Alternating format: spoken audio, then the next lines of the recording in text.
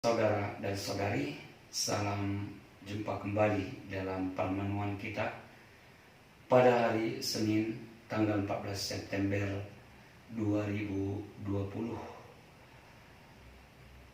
Pada hari ini gereja merayakan pesta salib suci. Warna liturgi warna merah. Bacaan pertama diambil dari Bilangan bab 21 ayat 4-9. Bacaan kedua diambil dari surat Rasul Paulus kepada jemaat di Filipi bab 2 ayat 6-11. Injil diambil dari Yohanes bab 3 ayat 13-17. Saudara-saudari yang terkasih, hari ini gereja merayakan pesta salib suci sebagai pokok keselamatan, kehidupan, dan kebangkitan, serta sumber penebusan dan pembebasan bagi kita. Salib bagi kita yang percaya bukan sebagai sumber kehinaan dan kebodohan, seperti yang dipahami dalam pandangan orang Yunani dan Yahudi. Memang ketika Yesus mati di kayu salib, dalam pikiran kita manusia, peristiwa itu merupakan suatu kehinaan dan kehancuran total. Suatu kematian yang sia-sia. Orang yang kita bangga-banggakan dan yang kita sanjung-sanjung harus mati seperti seorang penjahat yang dihujat dan yang dicaci maki. Sungguh menjadi suatu yang menakutkan dan meninggalkan banyak kenangan yang sulit untuk kita terima. Mengingat betapa kejamnya para algojo memaksa Yesus memanggul salib dan menyalibkannya tanpa memiliki perasaan. Kekejaman mereka membangkitkan kemarahan dalam diri kita. Ingin rasanya kita membela Tuhan kita yang diperlakukan semena-mena.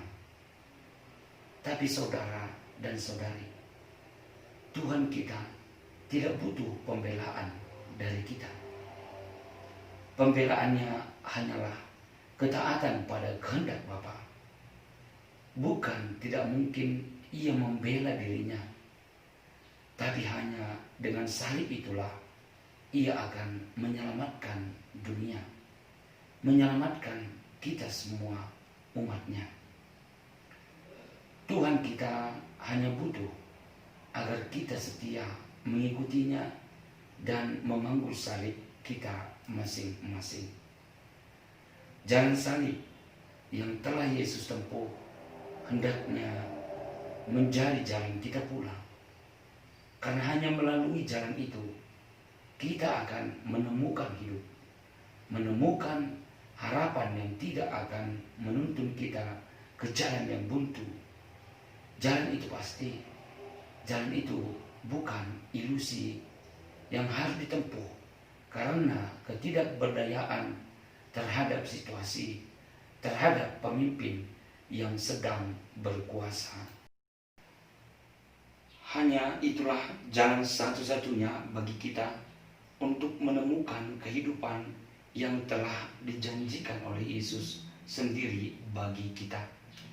Memang memanggul salib bukanlah suatu hal yang mudah. Tapi mau tidak mau, salib itu harus kita panggul. Hidup tanpa salib tidak sama dengan hidup.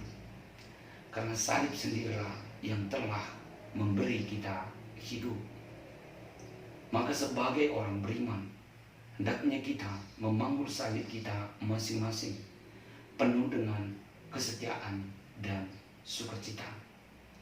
Biarlah dunia menganggap kita bodoh dan menghinakan kita, tapi kita pada saatnya nanti akan dimenangkan oleh Kristus. Itulah yang menjadi harapan kita. Itulah yang menjadi tujuan hidup kita.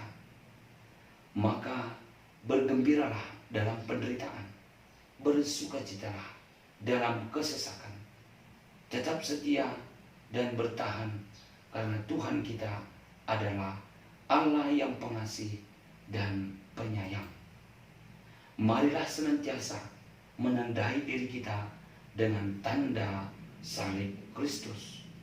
Jangan malu, jangan takut, sebab di dalamnya kita hidup dan selamat. Dalam nama Bapa dan Putra dan Roh Kudus. Amin. Tuhan memberkati.